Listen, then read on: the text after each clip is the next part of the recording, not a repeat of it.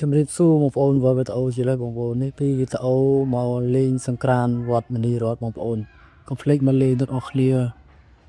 នេះមកលេងពីថ្ងៃបងប្អូនអត់សូវមានលឺប្រហែលទេតែគេរៀបចំស្អាតនេះកន្លែង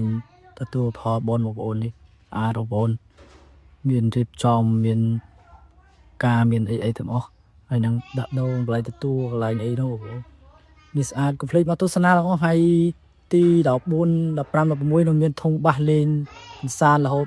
3 យប់ 3 ថ្ងៃបងប្អូនស្អែកហ្នឹងគឺលេងល្បែងជីព្រៃថ្ងៃទី14នោះកន្លែងជីព្រៃលេងធ្វើក្អមមានទាញប្រត់មានលាក់កន្សែងមានលោតលោតបាវលោតអីហ្នឹងបងប្អូនកុំភ្លេចមកលេងទាំងអស់គ្នានៅវត្តមនីរតយើងនេះសប្បាយទាំងអស់គ្នាតិចជួយគ្រប់គ្រងវត្តយើងហ៎ស្ងាត់កុំឲ្យស្ងាត់ពេក